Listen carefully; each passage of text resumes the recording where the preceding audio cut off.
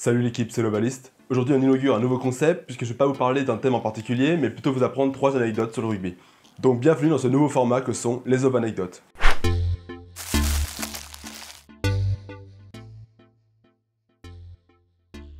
Nous sommes le 1er janvier 1913 à Paris, au Stade des Princes. Le 15 de France reçoit alors l'Écosse pour inaugurer le premier match du tournoi des 5 nations. Les Bleus, très indisciplinés et maladroits, sont balayés par leurs adversaires du jour, sur le score final de 21-3. Cette lourde défaite suscite la colère du public venu en nombre pour l'occasion. Près de 25 000 personnes, un record pour l'époque. Notons que ce public est majoritairement novice en matière de rugby, ce qui fait qu'il peine à en saisir toute la subtilité des règles. Certains supporters, face à leur incompréhension concernant les règles du hors-jeu et de l'avantage, ne tolèrent pas les sifflements incessants de l'arbitre anglais, un certain Mr. Baxter, à l'encontre des Bleus. Et lorsque celui-ci siffle la fin du match, une centaine de supporters tricolores enjambent la main courante, envahissent le terrain et se ruent sur lui. Cerné par la foule, ce pauvre Mr. Baxter ne doit son salut qu'à l'intervention des joueurs français et écossais venus l'escorter tant bien que mal jusqu'au vestiaire. Seulement la foule en colère n'en démord pas et décide d'attendre l'arbitre à la sortie du stade. Baxter décide alors de se déguiser en rugbyman français pour pouvoir discrètement quitter les lieux.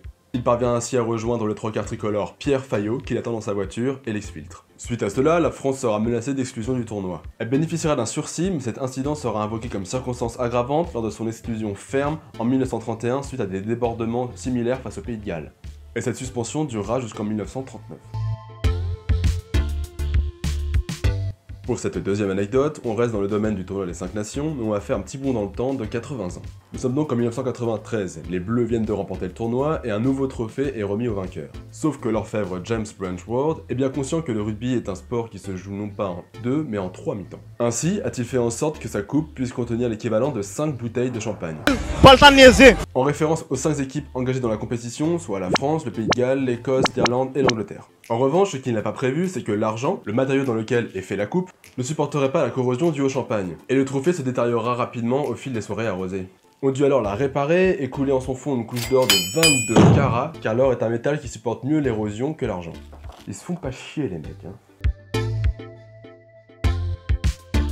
Pour cette dernière anecdote, on va quitter la magie du tournoi et revenir il y a plus d'un siècle en arrière, à l'époque où les All Blacks ne s'appelaient pas encore les All Blacks. La rumeur voudrait que ce fut en 1906, lors d'une tournée de l'équipe néo-zélandaise en Angleterre, que ce célèbre surnom fut inventé. Un journaliste du Daily Mail aurait alors interviewé un des joueurs néo-zélandais et lui aurait demandé « De quelle couleur est votre culotte ?» « Noir. Et vos bas ?»« Noir. Nous sommes tout noirs. » Et lors de la rédaction de son article, le journaliste titra alors « Les tout noirs sont là ». En anglais, The All Blacks are there. D'après les auteurs de ce petit livre du rugby, ce surnom est donc bien dû à la tenue des joueurs et non pas à une quelconque erreur de typographie qu'aurait fait un autre journaliste anglais qui, ayant mal compris le titre d'un de ses rédacteurs qui annonçait They are all backs, qui veut dire ce sont tous des arrières, en référence à la qualité de passe de l'équipe et ce à tous les postes, aurait donc corrigé ce titre par erreur en annonçant They are all blacks en référence à la couleur de leur maillot. Voilà, ce premier format des Ov-anecdotes touche à sa fin. Si ça t'a plu, tu as des conseils ou des questions, je t'invite à les poser dans les commentaires et j'y répondrai. Je t'invite à laisser un pouce bleu parce que ça soutient la chaîne, à t'abonner pour ne pas rater les prochaines vidéos. Moi j'ai plus qu'à vous dire à la prochaine et n'oubliez pas que chez nous le rugby, c'est une coutume.